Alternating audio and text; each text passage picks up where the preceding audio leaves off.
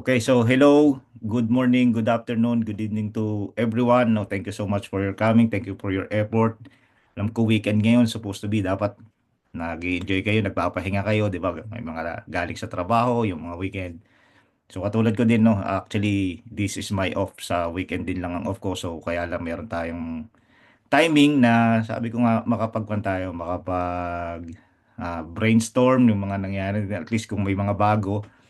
Lalo na yung mga manonood bagong manonood ng replay ng YouTube or ng video na to, very important na magkuhan din kayo, maglaan din kayo ng isang ledger o isang notebook, tapos mag-take down notes kayo. Kasi hindi yung information kasi, even though nandyan na nga lang naman kay YouTube, anytime pa ulit-ulitin natin, but hindi every time probably available yung internet. May pagkakataon din nawawala ng internet. But pag hawak ninyo yung ledger ninyo, malaking bagay na meron tayong sinulat. Ano nga ba yung ganito? Ano nga ba yung ganyan? Maintindihan natin na meron tayong pagbabasihan na ito yung nabanggit to sa ganitong lugar at ganitong video, di ba? So writing down is talagang napakagandang start kung paano tayo magiging, sabi nga natin, successful. Part talaga ng pagiging isang successful yung pag-take down notes. Lalo na lang halimbawa may kon kayo, may plano kayong gawin, may mga goals kayo. Sa kahit yung paggising lang sa umaga, 'di ba? Pabigyan lang natin ng magandang kwan para sa umpisa. Sa umaga, paggising ninyo, magsulat kayo ng 5 goals ninyo within the day. Kung ano yung gusto niyo gawin. Sulat nyo, number 1, number 2, number 3. Okay? Ganito ang gawin nyo. Pag nasulat nyo na yung 5 yun, gawin nyo yung number 1. Huwag nyo intindihin yung number 2 to 5. At sigurado ko ma-achieve natin yung goal. And then, pag na-achieve na natin yung goal natin, yung number 2 naman. So yun po yung power of, sabi nga natin, pagsusulat o pagta-take down notes. Even the goals, even the plans, o yung mga kwan natin. Kahit yung long-term goal natin, meron dapat ganong bagay. So, pag tayo nakikinig tayo, if we want to learn more, and then kasi ang mga narinig natin, tumatagal lang yan sometimes, mga uh, 2 hours, 3 hours, nasa kompa natin, and then after that, unti-unti na yung nawawala. Unti-unti na yung nagpe-fade sa memory natin. But with taking down notes, importante talaga. Kasi napakaganda nga nung kasabihan, sabi nila, short pencil is better than long memory. Which is true. Di ba? Kahit maikli yung pencil na yun, nakapagsulat ka ng marami compared to sa inisip mo lang. Okay? So, mag-start lang tayo. Very important to sa mga manonood ng video na to. Have an open mind. This is just for information purposes only. Wala po akong intention na magbenta sa inyo kung ano man. The decision will be always yours. So sa inyo na, kayo na lang yung mag-decide after na makuha niyo yung information. So, yun po, no? So magbibigay lang tayo ng disclaimers, and then ibigay na natin start natin yung pinakang presentation natin. So yan, welcome po Ma'am Leia sa Zoom natin. So share ko lang po yung screen ko. So para magkaroon po tayo ng. So let me know po kung nakikita ang screen. Nakikita po ba? Stop share. Mukhang hindi yata nakikita. Yes po, ay in-stop mo naman. Okay, hindi ko wala. Sorry. Share ulit. Share. Yan po, nakikita na po? Opo. Opo, nakikita Okay, na po. perfect. So, po natin. Okay, play ko lang ha. General disclaimer. Welcome to the We're All Satoshi official presentation on Affiliate Marketing Model 2.0. All presenters are providing their services on a volunteer basis. Their views and opinions do not necessarily reflect those of the organisation. While we aim for accuracy, errors may occur. All content is for informational purposes only. The information provided is general, not personalised advice. We are not liable for any losses. We provide informations and systems, but we do not endorse any purchases of memberships. Your decisions are yours alone. So we advise conducting thorough research. If uncertain, seek guidance from a qualified professional. Attendees accept these terms by continuing. Let's explore affiliate marketing cautiously and curiously. Legal disclaimer. You are viewing a We're All Satoshi official presentation on Affiliate Marketing Model 2.0. All products, services, their component parts and operating methods and systems either provided by or created by We're All Satoshi belong solely to We Are All Satoshi. All IPs are protected. Anyone copying, distributing or reselling any We Are All Satoshi product without express permission risks serious legal consequences. Any unauthorized broadcasting, live streaming or social media sharing of We're All Satoshi presentations is strictly prohibited. Downloading and re-uploading presentations without permission violates copyright law and may lead to legal consequences.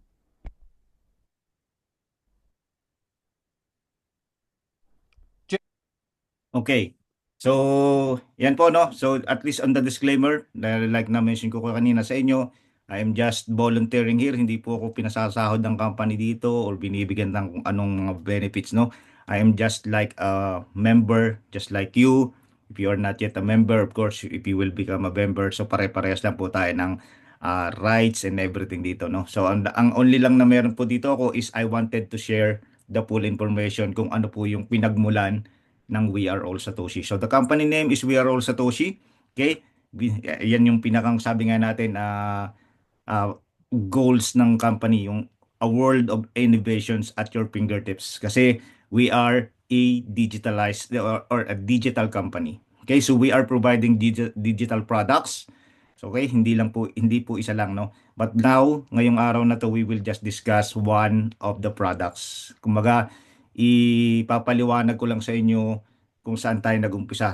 Anong product yung pinag-umpisahan ni We Are All Satoshi. Okay? So, actually, ang product natin is a decentralized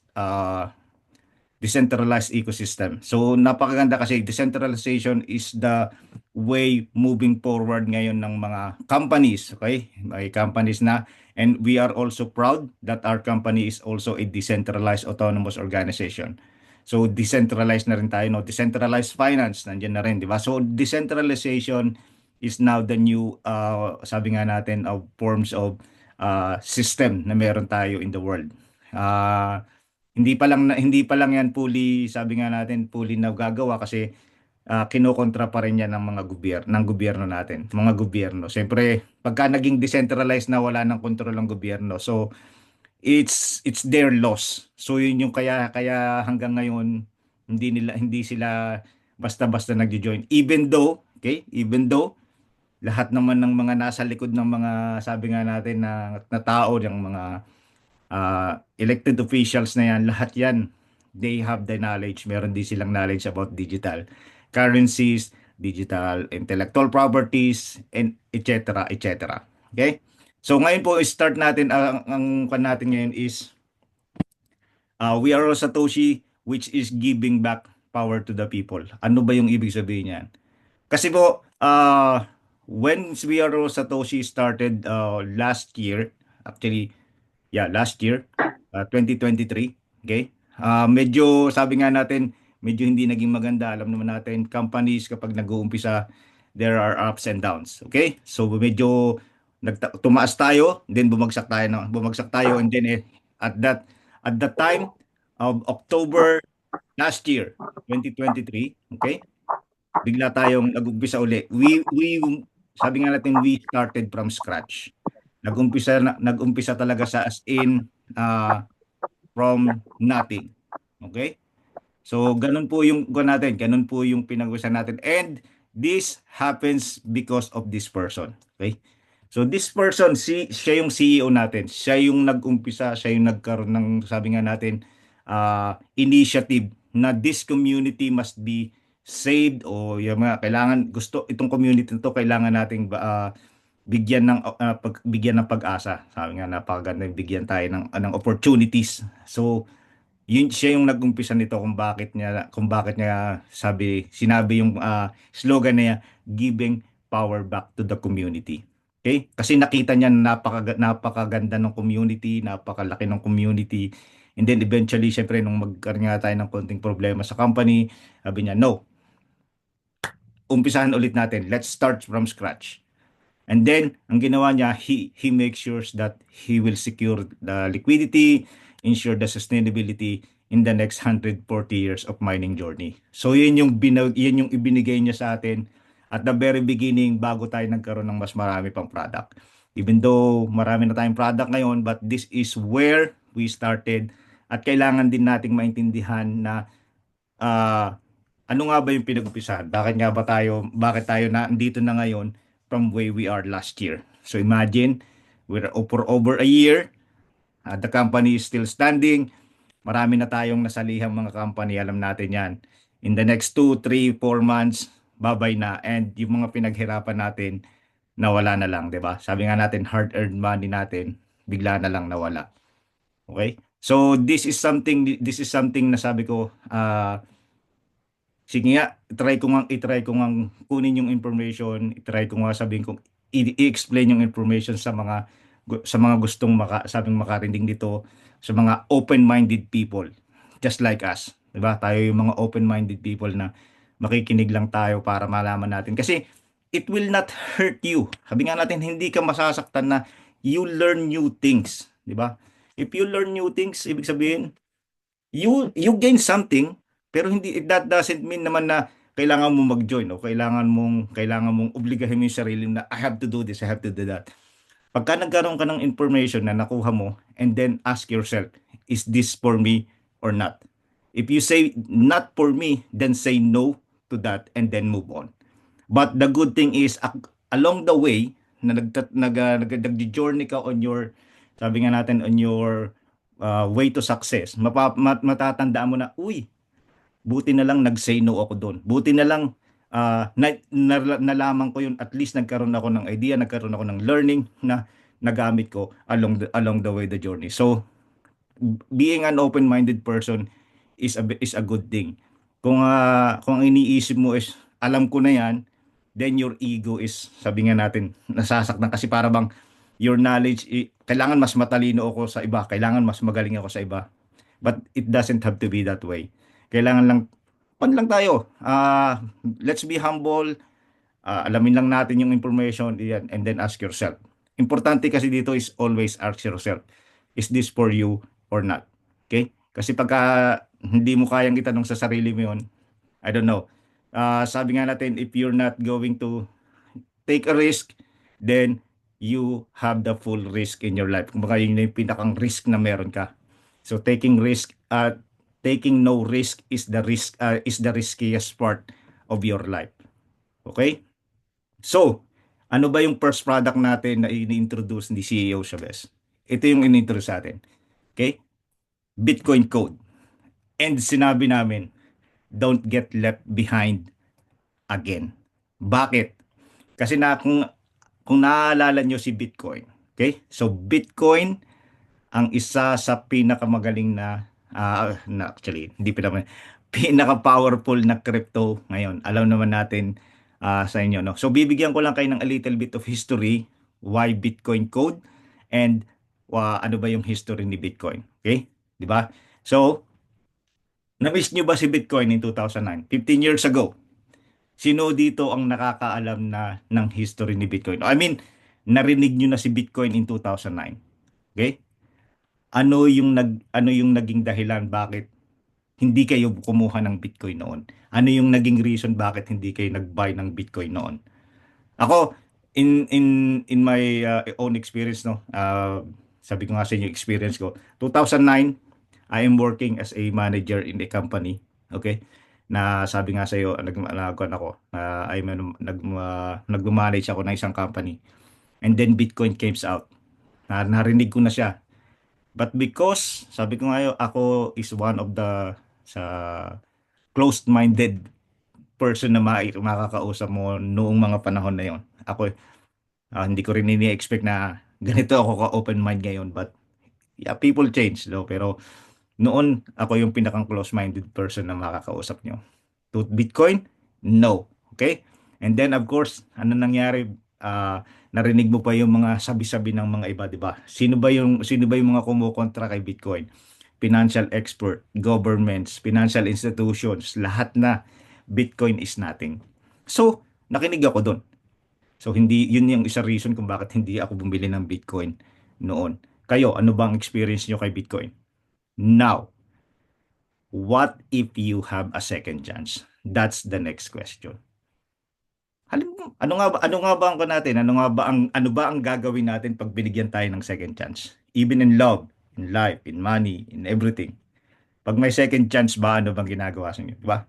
Nag-away kayo ng asawa mo, ng boyfriend mo, ng girlfriend mo, tas nag-break kayo. And then, he will give you or she will give you a second chance. Anong gagawin mo? Would you grab it? Or would you let it go? Di ba? So, most of the people, syempre, i-decide yan. Hindi naman lalahatin natin, no? But most of the people will decide, I will grab the second chance. Kasi second chance, hindi, bibihira din lang yung ibigay. Okay? And Bitcoin code is the second chance. I will explain more why. Okay? So this is the second chance of being part of the journey of Bitcoin. Okay? So to start with, ano nga ba si Bitcoin? Para at least maintindihan natin bakit may second chance, bakit naging second chance si Bitcoin code. Siyempre para maintindihan natin lahat, di ba? So si Bitcoin, okay, nag-start siya in 2008. Kumbaga, kinreate siya ni Satoshi Nakamoto. Okay. Satoshi Nakamoto, inisip niya, sabi niya, it's time to make a decentralization ng financial system natin. Gumawa tayo ng system na magdi-decentralized o yung wala nang pakialam ang gobyerno. But sabi nga natin, open siya sa lahat ng tao. Kapag transparent, makikita mo lahat yung transaction. Okay? So in November 1, 2008, nag-umpisa na yung programming ni Bitcoin, blah, blah, blah. And then, after and at 2009, inilaunch si Bitcoin. Di ba? So pag-launch ni Bitcoin, naintindihan natin, wala yan, walang kwenta. Ano nga sabi ng experts all over the world.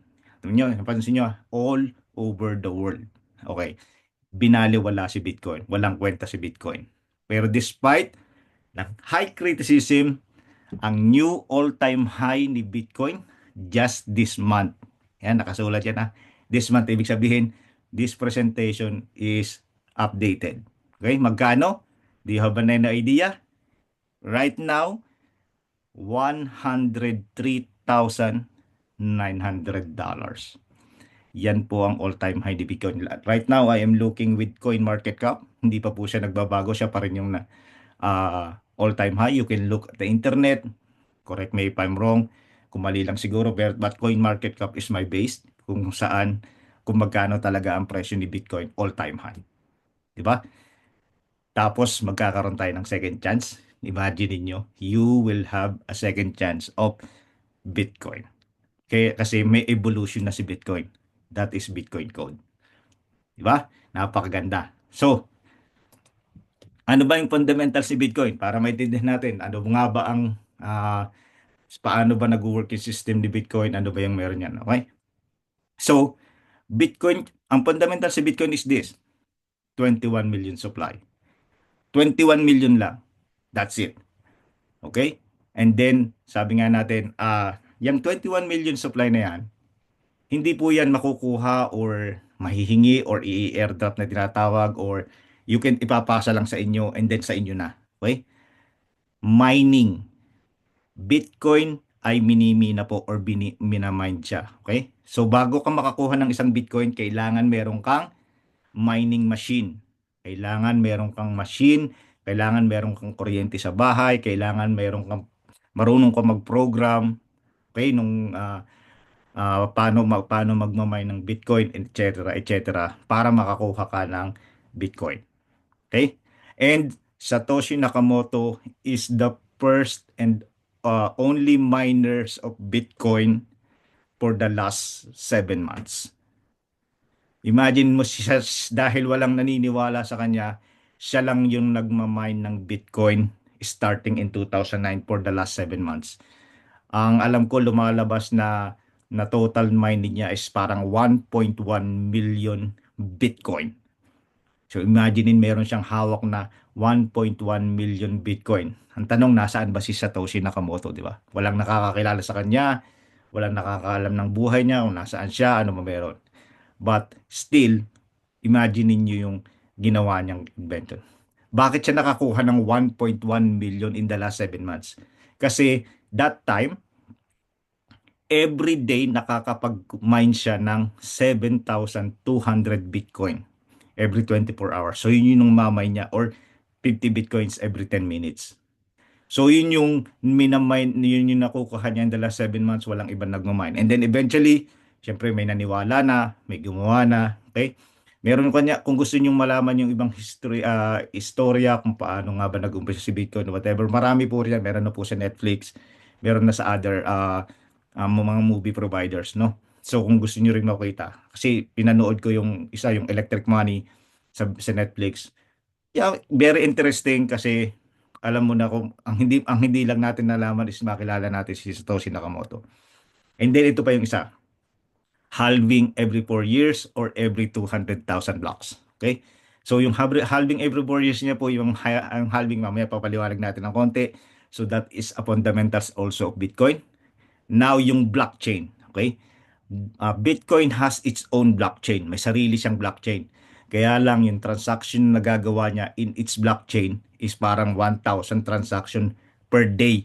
Ganun kabagal. Ganun ka, sabi nga natin, ganun kakonti lang ang nagagawang transaction. But eventually, still, Bitcoin is Bitcoin, di ba?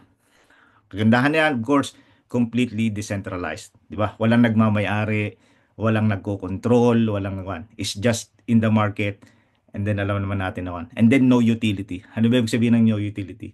Wala kang po pwedeng ilagay na project sa loob ng blockchain ni Bitcoin. Walang kahit anong, sabi nga natin, walang kahit anong meme coins or anything na po pwedeng gumalaw dyan. Hindi pwedeng lagyan ng smart contract, hindi pwedeng lagyan. So, wala lang siya, as in talagang blockchain lang siya. So, yun yung fundamental si Bitcoin. So, yan yung kung paano, sabi nga natin, nag-work si Bitcoin. So, paliwanag naman natin yung halving. At least magkaroon din kayo ng idea about halving. Okay? So, ngayon na pala, before we do that, okay, average mining cost ni Bitcoin noon is just $1 in 2009. Kasi nga si Satoshi Nakamoto lang ang nagmamine in the first 7 months. So ganyan lang kaliit. Ibig niyo kung kayo yung binigyan ng pagkakataon noon, di ba? $1 lang. Ngayon, ang average cost na niya is $90,000 per Bitcoin. $90,000 average cost mining yan, ha. Hindi po yan yung 1 Bitcoin is, kasi ang 1 Bitcoin nga is 103,000 na, di ba? So average cost mining yan, di ba? So ginagamit syempre electricity. So sabi nga natin, you need to have you need to pay the bills para makapag-mine ka ng Bitcoin. And then we go to halvings. So ganito yung halvings. These are the halving years of Bitcoin. Okay? So at 2009, 50 Bitcoin per 10 minutes. So pag nag-halving yan, sabihin, first halving natin is 2012, di ba? So dito sa 2009, ang total na namamine natin is 7,200 per 24 hours. 2012 yung first halving. So para maintindihan natin yung halving, yun po yung hahatiin na yung minamine per day. Or per 10 minutes. Kailangang i-half. Kasi kung tatandaan nyo, Bitcoin, yung 21 million na yon, bago ma-mine lahat yon, is over 100 years. True or not true? Impossible naman yun. Paano aabutin ng 100 years, di ba? Sabi nga natin ngayon, kung correct me if I'm wrong, i-search nila sa internet, I think there are only 1.2, 1.3, 1.4 million Bitcoin na lang ang imamine. Konti na lang, 20 million Bitcoins na yung nasa labas, almost 20 million na. Pero yung next 1 million na yun, imamine pa natin yun in the next 100 years. Bakit? Because of this system, yung halvings. So imagine nyo in 2012, yung 7,200 naging 3,600. Imagine nyo gaano kalaki ang nawala, gaano kalaki ang nahati nung mag-mine na. So ibig sabihin, humirap na ang pagkuha ng Bitcoin after halvings. Then the next halving happens in 2016. Ilan na lang? 1,800 na lang o 1,800 per 24 hours. And then noong 2020, pandemic happens, pandemic hits, pero hindi po walang pakialam si Bitcoin. Decentralized nga, di ba? And then nag-halving again, 900 na lang. Okay? And last April this year, nag-halving ulit. Kung nakita nyo, nag-halving tayo noon. At 2020, nag-halving, nag-hit si Bitcoin ng all-time high of I think $69,000. 2024, nag-halving siya, 450 na lang ang nakukuha ngayon per 24 hours. Imagine niyo. Pero anong all-time high niya ngayon? $103,000. Diba? And then next halving is on 2028. So magiging 225 na lang siya. And then of course on 2032, magiging 11. Imagine niyo kung gaano kaliit na nakukuha ng Bitcoin. So imagine niyo gaano pa katagal mamamine yung 1.2 million Bitcoin. So that is amazing na sabi nga natin kapag naubos na yung Bitcoin, sabi nga natin pag naubos na ba yung minamine na Bitcoin, ano na mangyayari? Wala na mangyayari. Wala nang ibang Bitcoin. Nandun na lang lahat siya sa market. So whoever is holding Bitcoin, okay? Yun yung sabi nga natin na sila yung may pera pa, sila yung mayaman, di ba? Marami nang pinayaman si Bitcoin. Lalo na ngayon na nag-hit siya ng all-time high. Definitely. Kaya bumaba na ulit siya ngayon somewhere in $99,000 kasi marami nang nagbenta, di ba? So yun yung meron tayo. So imagine niyo yung ibigay natin ng linaw yung price history ni Bitcoin para at least maintindihan din natin na kung bakit naging kuan yung halving, naging factor yung halving, 'di ba? So this is the pricing, 'di ba? Imagine niyo in 2009, okay? Somewhere in 2010, 0.09 cents lang. 9 cents a dollar lang ang price ni Bitcoin. And then of course, nag-halving siya in 2012. Nag-all-time high siya ng $123 in October. So halving 'yan, ha? Okay? Remember, yung halving, mayroon tayo niyan, ha, di ba? And then nag-halving siya and then of course at the middle of after the halving, tumaas siya ng up to 1,238 ang price ni Bitcoin. Then nag-halving in 2016, okay? Nagkaroon siya ng all-time high in 2018 na $20,000. In just the span of 9 years, 9 years, $20,000. Imagine niyo 9 years lang, 'di ba? Ganong kalapit yung sabi nga natin na spike despite of any sabi nga natin any criticisms nangyari kay Bitcoin, but every halving makes it a difference. Okay? So, nag-halving in 2020, ano yung all-time high niya? Almost $69,000 after the halving again. Now, nag-halving ng 2024. What is the all-time high? 103,000. Imagine niyo next halving in 2028. Ano kaya ang magiging presyo ni Bitcoin? Umabot kaya siya ng $500,000? Abutin kaya siya ng $1 million? That's how powerful Bitcoin is.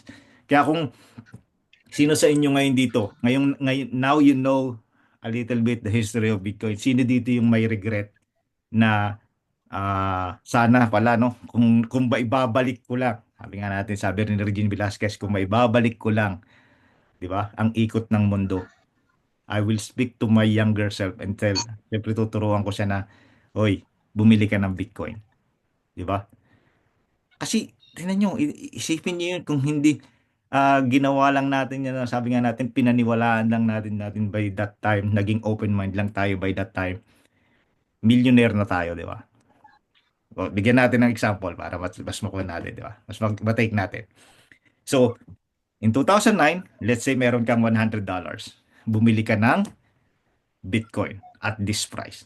So, imagine mo meron kang 1,111 Bitcoin. Okay? Imaginein mo. And then, of course, kailan ka naging millionaire dahil doon sa $100 mo? In 2017, nung naging $900 ang Bitcoin, in 2017, so that means 6, 7, 8 years na hindi mo ginalaw si Bitcoin mo, ginawa mo siyang investment.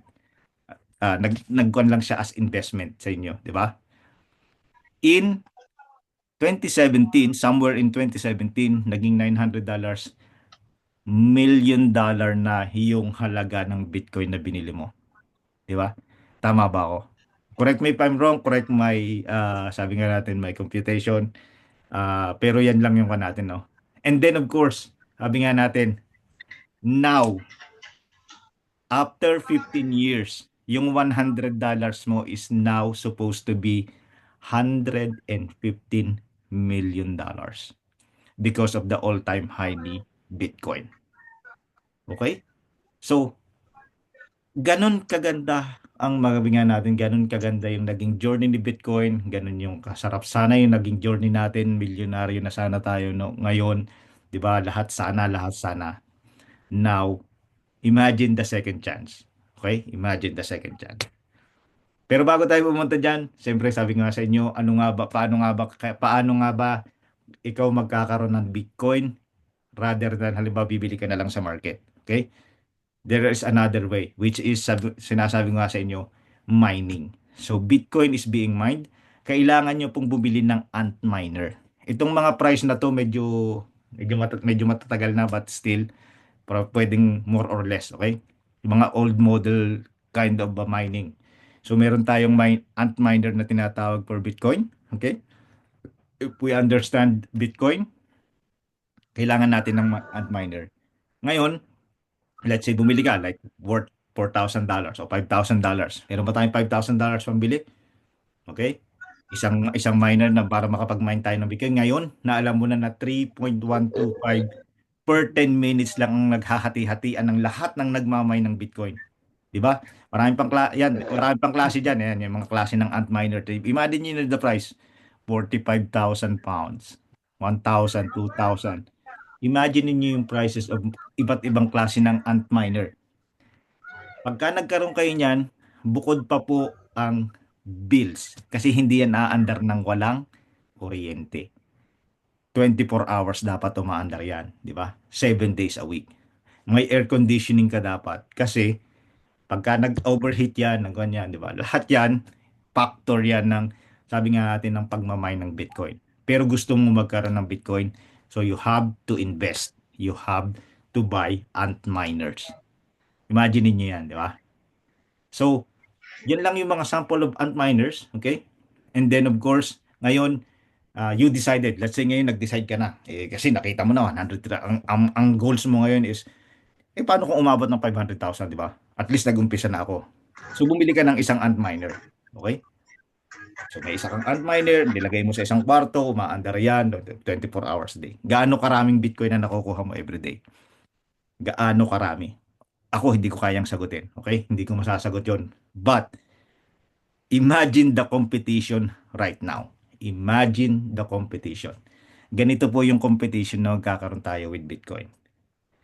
Ganyan po ang ginagawa ng mga company para makapag-mine ng Bitcoin. So, kung meron kang isang Antminer, magmamine ka ng Bitcoin tapos yung 3.25, o sabihin na natin, magkano yung kanina? Basta 3.25, 225, something like that. 225 per 24 hours. Hahatiin yan dyan sa lahat ng malalaking yan. Hahati-hatiin yan. Siyempre, equally divided yan kasi Antminers yan. So, equally divided to everyone that are mining. Ilang Bitcoin na nakukuha mo every day. Di ba? Ilan? Imaginein mo. So, kung ngayon na mag-uumpisa ka, hindi naman masama. I'm not saying it's bad to start. And the thing is, yung time, energy, yung sabi nga natin, yung magagastos mo for you to be able to get 1 Bitcoin. Ang goal mo lang dyan is 1 Bitcoin. And that is $100,000 nga naman, di ba? Pero gaano katagal? Gaano ba katatagal yung Antminer na meron mo if you don't, sabi nga natin, yung maintenance noon, whatever, di ba? Paano kung nag-blackout na wala ng kuryente, di titigil yung miners mo? So mawawalan ka na ng chances na yung para sa araw na yon. 'Di ba? Ang daming sabi nga natin, ang daming hiccup. But of course, it's worth it. And now, this is something. What if you can turn back the time? 'Di ba? Question na, binanggit ko na sa inyo kanina, what if you can turn back the time? And what if you have a second chance to be there at the beginning? Okay? So to be there at the beginning, now is the time. Okay? So meron lang po akong ipapapanood na video sa inyo and then we will continue, ha? Okay, so let me show you this video. Give me a second, stop ko lang yung share para makita ninyo yung video. Where is it? Dali lang, ha? Channel. Okay, so share ko lang yung screen ko para makita nyo. Share screen. Share ulit. Sabihin nyo lang sa akin pag hindi nyo naririnig, ha, tapos i-ko natin. So, pero play ko, ha. Saglit lang po to, 3 minutes video, and then you will understand, then we will continue the second chance to be there at the beginning. Ito na yung second chance natin, okay? Pero panoorin nyo po ito.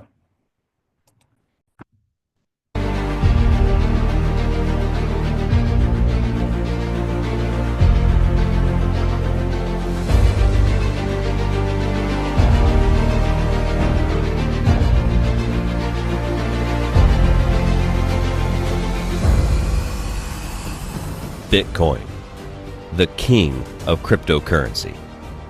Since its inception in 2009, it has grown and developed into a new standard in finance, offering one of the most lucrative investment opportunities the world has ever experienced. As more people adopt Bitcoin, its limited supply and growing demand has significantly increased its value, generating tens upon tens of thousands of millionaires. As time moves forward, technology continues to advance. We see the evolution of things all around us. The same is true with Bitcoin. When it was launched, in order to mine Bitcoin, you would need physical hardware like an Antminer, as well as the software and technical know-how to configure everything. So mining was only available to those that had that specific skill set. And the miners are the ones who benefited the most by creating the Bitcoin ecosystem. I would like to introduce you to the evolution of Bitcoin, an unprecedented once-in-a-lifetime opportunity to be one of the first people to mine Bitcoin code. No external hardware needed and no complicated software, which makes it available to everyone. Simply order your NFT miner, connect it to the network, and you're set to mine Bitcoin code for the next 140 years. Imagine being able to go back to 2009 and be one of the first miners of Bitcoin. Knowing what you know right now and what Bitcoin has achieved, this is an absolute no-brainer. Bitcoin code is following the exact roadmap that Bitcoin created in all aspects. It's on its own blockchain. Exact same number of coins mined every day. Total supply of 21 million. Halvings, the whole 9 yards. This is your opportunity to be a part of the evolution of Bitcoin. Will you sit on the sidelines like last time and miss the opportunity? Or will you take action and become a part of history? The choice is yours. The evolution of Bitcoin is happening, and your time is now.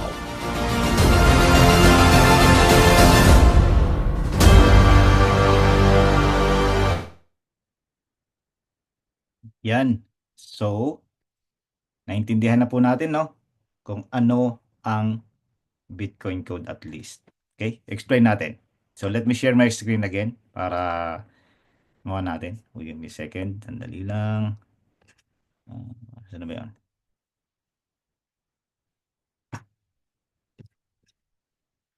Where is it? Share my screen. Yan. Ay, gusto na ba yan? Sorry po. Saglit lang. So, share my screen again. Yan. Okay, nakikita na po dito yung screen ko? Anyone? Hello Opo, po? nakita na po. Nakita Okay. na po. Thank you. Okay, so second chance to be there at the beginning. Knowing what you know right now. Narinig nyo na, ipinaliwanag ko, hindi man kumpleto yun, but you can search in internet. Meron makikita nyo yung history ni Bitcoin. Sabi ko nga sa inyo, may movies na. Now, giving you a second chance is something unique. Di ba? Sabi nga natin. So, bigyan natin ng fundamentals. Okay? I'm sorry. Give me a second. Oh, nawala ako. Nawala. Yun. Okay. So, bigyan natin ng Bitcoin Code fundamentals. Nakita niyo yung fundamentals kanina ni Bitcoin, di ba? Pinakita ko sa inyo yung kung anong meron si Bitcoin. Now, Bitcoin Code, binanggit sa video, it's the same concept, the same system with Bitcoin. So, these are the fundamentals. Ha? Kita nyo, 21 million supply. 7,200 every 24 hours or 50 every 10 minutes, halving every 4 years or every 210,000 blocks. Okay? Completely decentralized. Now, the difference is here within the blockchain. The blockchain, di ba, sabi kanina sa video din, di ba, it has its own blockchain. So, meron din tayong sariling blockchain ni Bitcoin Code. But the difference, nakita nyo kanina kay Bitcoin, 1,000 transactions per day. Dito, 65,000 transaction per seconds pwede. Ganun ka. So, bakit? Technology is evolving, di ba? Kung may evolution si Bitcoin, natural may ang technology, meron ding evolution yan, di ba? And of course, one of the important thing is our blockchain is EVM compliant or Ethereum Virtual Machine compliant po ang blockchain natin. Ano ibig sabihin nun? So that means we can put projects, we can put smart contracts, we can do a lot of sabi nga natin, a lot of tokens, a lot of projects na po pwedeng pumasok sa blockchain natin, and that would help to achieve more with Bitcoin Code. Para sabihin natin, pagbuboost yan ng price ni Bitcoin, ni Bitcoin Code. Lahat yan, every project, every transaction na ginagawa natin, lahat yan meron. Pero imagine niyo the same concept. So ibig sabihin yan, di ba? Ibig sabihin yan, this is our second chance. Kasi 21 million supply din lang eh. Di ba? Hindi tayo nakikipag-compete pa kay Bitcoin. We are not trying to compete with Bitcoin. We are just trying to replicate what Bitcoin has done. Di ba? Wala nang tatalo kay Bitcoin. Even Ethereum. Asan ba si Ethereum ngayon? $4,000. Di ba? No one can beat Bitcoin. Alam niyo ba kung sino, i-research niyo na lang sa internet. Who are the most, sabi nga natin, people na merong hawak na Bitcoin or company or people na merong Bitcoin. Makikita niyo dyan, parang nasa number 4 or number 5, governments is holding Bitcoins. Pero galit sila sa decentralization, di ba? Pero isa sila sa may pinakamaraming Bitcoins na hawak, ang mga governments. Crazy, di ba? Sabi nga natin, ano ba tawag na kwan doon? Parang hindi tama yung ginagawa nila. They keep creating laws para hindi matuloy ang decentralization, blah, blah, blah, blah. And besides, they are one of the most holders ng cryptocurrency, especially Bitcoin. Diba? So, current cost of mining ni Bitcoin is $120 yung ngayon, sa ngayon 2024. Around, probably ganyan yung $120, $130 ang average mining. Okay? Pero, pag nagmamine tayo, di ba, sabi ko nga sa inyo kanina, mining Bitcoin, kailangan nyo ng Antminer, kailangan nyo ng kuryente. Okay? Para tumakbo yung inyong kailangan nyo ng programming. Okay? Dito, ang kailangan nyo lang para makapag-mine kayo is simple. Kailangan nyo lang ng BP fuel. DFuel is the token or the currency that we're going to use para makapag-mine tayo ng Bitcoin. So it's the same, di ba? Walang pinagkaiba yan sa kotse. Hindi yan naandar ng walang gasolina. Okay? And everything. Internet, hindi kayo magbabayad ng bills ninyo, hindi kayo magkakaroon ng internet. The same, kuryente, di ba? Maraming ganyan. So the same. The same lang concept with Bitcoin. Just for you to understand, di ba? So, ang first halving natin is on 2027. Sabi ko nga sa inyo, we started October 3. Nag 1 year tayo ng October 3, 2024. And then of course, October 2nd or October 3, 2027 is our next first halving. First halving. So when is the time to mine Bitcoin code? The best time to mine Bitcoin code was in October last year. Tama? And when is the next best time? Today. Today is the next best time. Why? Kasi nasa first year pa lang tayo. Imagine niyo, okay?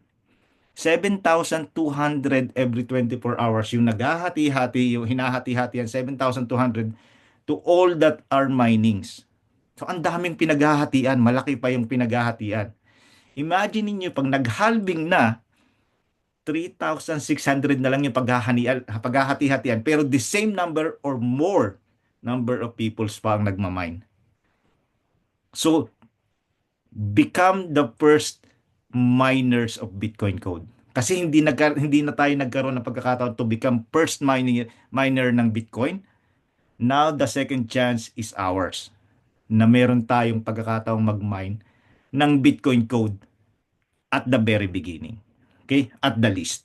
1 year is just 1 year. Napakabata pa. Diba? So, yun yung sasabi nga natin opportunity na kailangan nating i-grab to something if you believe in. Kasi, total, if you have been in the cryptocurrency, kung sino man dito, or yung nanonood ng video na to, you have been into cryptocurrency for so many years. Diba? And, alam natin yung mga nagki-create ng token. Ilang 1 billion, 100 million, 10 billion. As in, supplies is million. Diba? Kini-create nilang token. And besides, hindi yun minamine. Okay? Lahat yun in airdrop or created na yung token na yun. I-distribute na lang. But dito, you have to mine it first. So, ibig sabihin, you need to exert effort.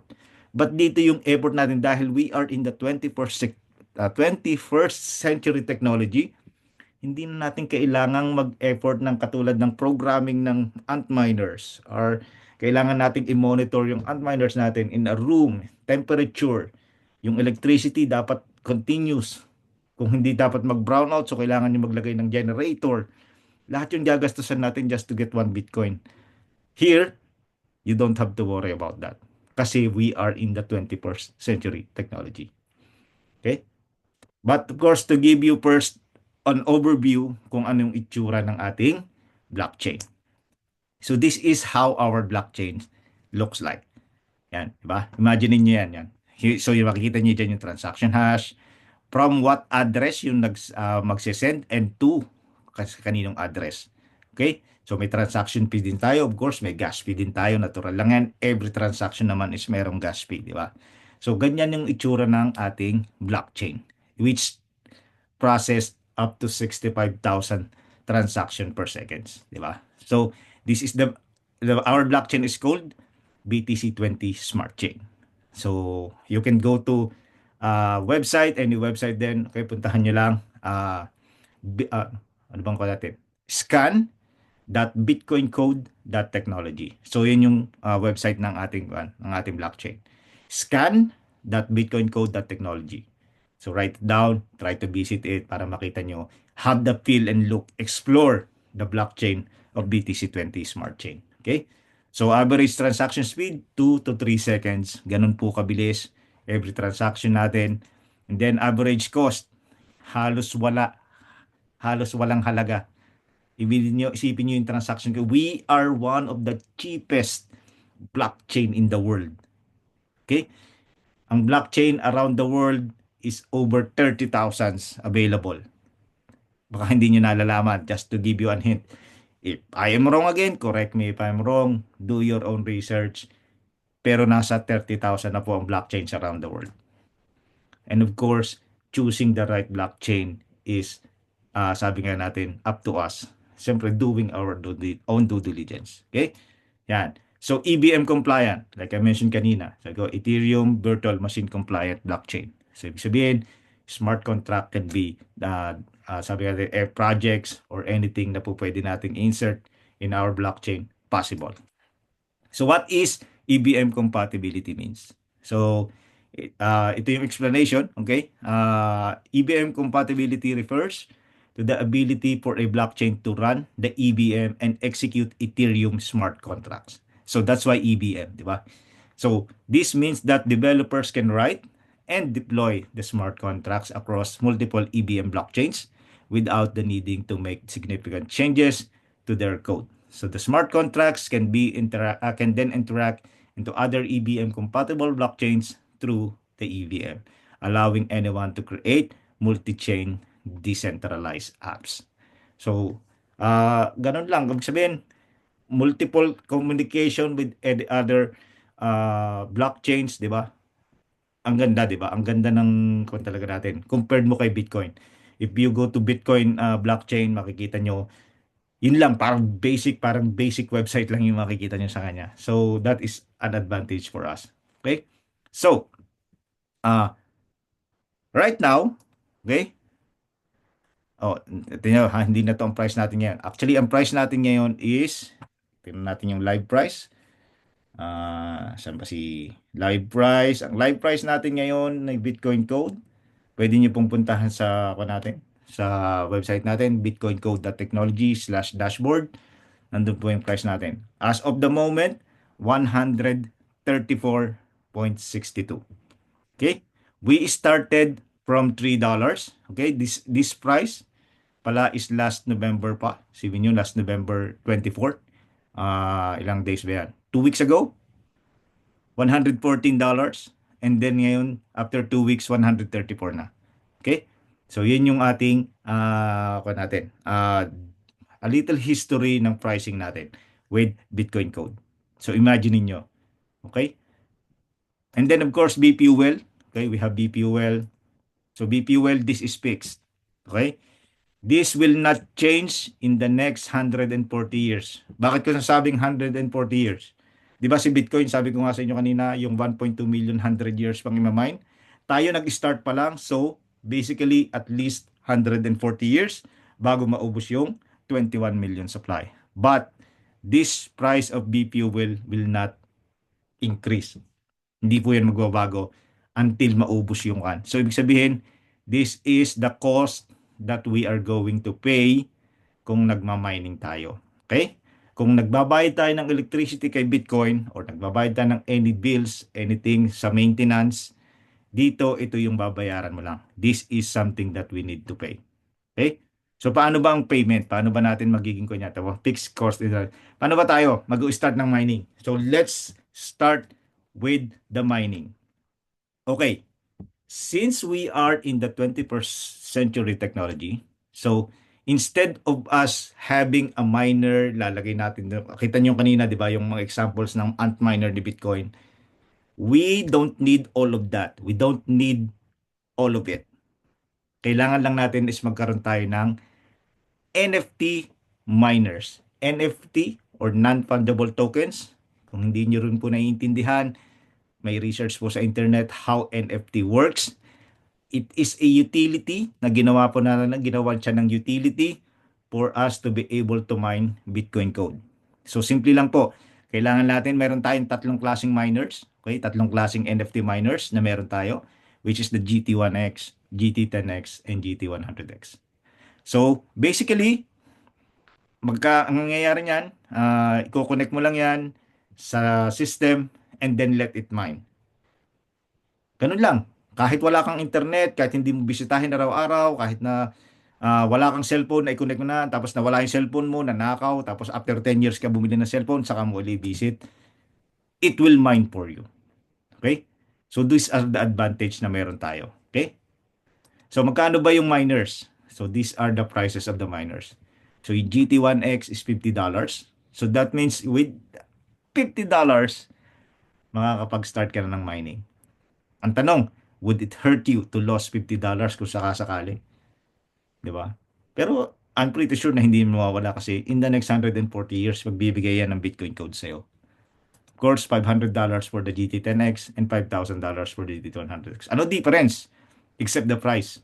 Siyempre, mas malaki, yung mga sasakyan, di ba? Mas malaki yung makina, mas mabilis yung sasakyan, di ba? The same here. Mas malaki yung miners mo, mas marami kang nakukuhang Bitcoin code. But of course, it's divided equally to all the miners. Di ba? So, nabanggit natin yung consumption, di ba? Palagay mo magkano ang magagastos mo sa electricity bills pag meron kang 10 Antminers. Tapos, siyempre, lalagay mo ng aircon, lalagay mo siya sa isang room na walang pwedeng makialam, di ba? And everything. I-set up mo lahat yon. Magkano yung magagastos mo, di ba? Upfront yun. Upfront cost. Okay? Hindi ka pa nakakakuha ng isang Bitcoin code, ng isang Bitcoin, ang dami mo nang ginastos, di ba? This Antminer pa lang. This time, let's say you start with $50. So, $50 ang ginastos mo, and then, that's it. Iko-connect mo lang siya sa node, mag-start na siya ng mining, and then what? And then, you will incur the cost. Okay? So, saka pa lang mag-i-start yung costing mo. So, magkano yung costing mo? So, ang costing po natin ng B-Fuel, so B-Fuel po yan, no? Mag-cost natin. So, if you have $50 miner, $3 per day ang cost of your mining. Ito yung cost mo. Kung it doesn't matter how many Bitcoin code yung nakukuha mo, that depends on how many miners yung mga nagmamine. Di ba? Pag hinati-hati natin yung 7,200, okay? As part of a miner, makakakuha ka ng part. And then, of course, you will get, let's say, di ba, 50 Bitcoin code per 10 minutes. So, ibig sabihin, hati-hatiin yun. Part of that, sabihin na natin nakakuha ka in one day ng 1 Bitcoin. 1 Bitcoin code. So, that is cost $3. Okay? Pag bumawasan ng konti doon, kinabukasan, nabawasan, let's say, naging 0.9, it's also cost $3. Hindi siya magbabago. Okay? Kung ang nakuha mo is 0.1 Bitcoin code, then it's also cost $3. So, depende sa dami ng nagmamining.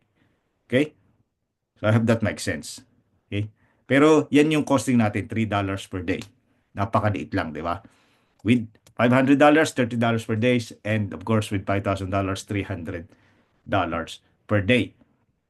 So, ganun lang yun. Alam nyo pa ang isang advantage natin dito. This $3 per day, hindi nyo po yan babayaran in advance. Wala tayong babayaran in advance. Magbabayad lang tayo ng ganitong halaga once we are going to harvest o kukolektahin na natin yung Bitcoin code na na-mine na natin. So let's say in 30 days nakapag-mine ako ng 10 Bitcoin code. So that means magbabayad ako ng $90. $90 po ang babayaran ko para makuha ko yung 10 Bitcoin code in 30 days. Di ba? Tama ako, di ba? So $90, $3 per day times 30, that's $90. So yung 10 Bitcoin code cost worth $90. Ganun lang. But hindi mo yung babayaran yung $90 na yun kung hindi mo i-harvest. The same with, sabi nga natin sa bukid, di ba? Magtanim tayo ng palay, ng mais. Pag hindi natin yun hinarvest, paano ba mag-harvest? Babayad tayo ng tao o na mag-harvest o whatever. It will cost us money. So simple po lang yan, di ba? At least maintindihan natin. Ang gandahan dito, you will not pay this in advance. Halimbawa, bumili ka ng $50 miner ngayon. After 10 years, saka mo ulit siya binalikan. Magugulat ka, ang dami mo ng Bitcoin code doon. The only thing that mag-i-spend ka is time for you to harvest. Pag hinarvest mo na yun, then that is your Bitcoin code. Okay? Ngayon, ano ba ang magiging benefits ni Bitcoin code? Nakita nyo na nga kay Bitcoin, di ba? $103,000. What if, sabihin na natin, 1/8 na lang po ng success ni Bitcoin ang ma-achieve ni Bitcoin code. Sabi nga natin, let's be practical, let's be realistic. Kasi hindi naman natin pwedeng kalabanin talaga si Bitcoin in reality. But isipin nyo, 1/8 of $100,000. Di ba? Ang maging price ni Bitcoin Code. Kasi the same concept, the whole 9 yards, everything kapareho ni Bitcoin. And this is our second chance. Di ba? So yun po yung gusto kong iparating sa atin kung bakit kailangan nating maintindihan why Bitcoin Code is, sabi nga natin, one of the cryptocurrencies that will make impact sa cryptocurrency world. Kasi nga, because of its uniqueness, meron na ba kayong crypto na nakita na gumaya mismo sa concept ni Bitcoin? Di ba wala? Okay? Walang gumawa ng mining, walang gumawa ng kahit anong, sabi nga natin, we have some na nasabi nilang mining, but it's not the same with Bitcoin kasi ang supply nila is how much? 100 million, 100 billion. I don't know. 'Di ba? Pero dito 21 million lang. So yung sabi nga natin supply and demand, yan yung pinakamabigat diyan. The same with Bitcoin, 'di ba? Imagine niyo, pag naubos na yung 21 million, wala nang kasunod. Wala nang kasunod.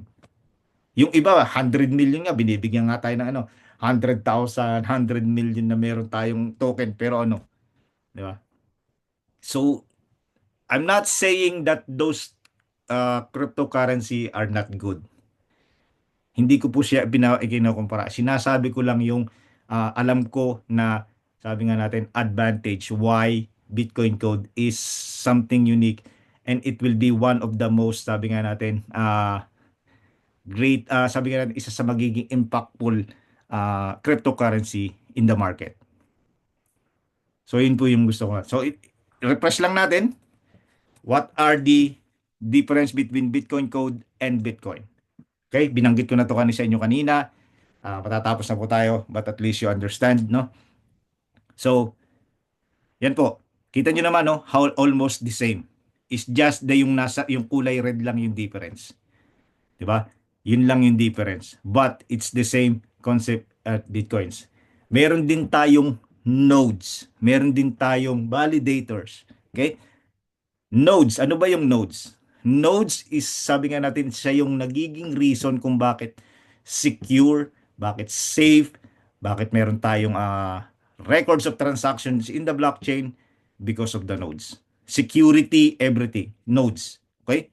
So, meron din po tayong nodes. Bitcoin, okay? Correct me if I'm wrong. Again, meron po siyang over 80,000 nodes. 80,000 nodes.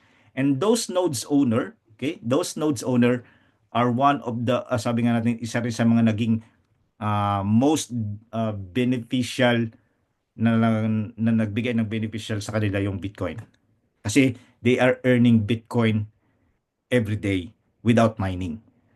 Yun yung purpose ng node. Babayaran ka bibigyan ka ng Bitcoin or here in our side Bitcoin Code na hindi mo na kailangan mag-mining. But being a node owner is expensive. Hindi po rin biro. Okay? Pero ito yung reason kung bakit tayo nagiging secured, everything, bakit tayo completely decentralized is because of the nodes. So right now, sabi ko nga, $80,000, 80,000 nodes, tayo po parang nasa 500 nodes pa lang. Imagine niyo, aabot pa tayo ng ganong katagal. So, pag inabot na lang natin, let's say 10,000 nodes, napakaganda na, di ba? And if you will become part of being a node owner as well, is maganda rin talaga. Like I mentioned, meron kaming, we have a syndicate o corpo kung tawagin natin sa Pilipinas, no, na para maging part owner ka ng node, at least you earn part of something na kumikita ka ng Bitcoin Code every day. Okay?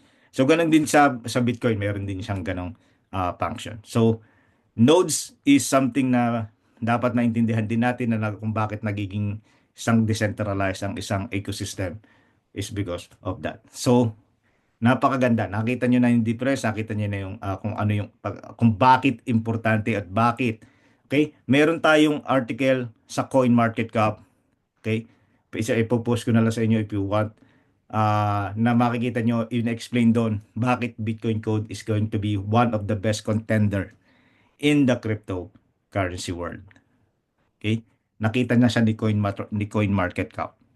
So may article tayo doon if you wanted to read para magkaroon din kayo ng idea. Okay?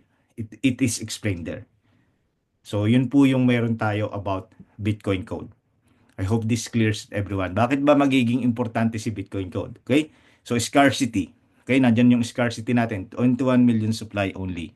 So, kaya siya magiging valuable. Transparency, of course, we have our own blockchain. Alam natin yan. Decentralized tayo. Guaranteed tayong decentralized. Borderless. Di ba? Sabi nga natin, can be sent around the world. Napakasimple ng transaction. 2 to 3 seconds, nandun na kaagad. Transaction mo. Freedom. Wala tayo. It's of course, decentralized nga. So, ibig sabihin, walang control ng government and anything. And then, of course, fungible. Diba?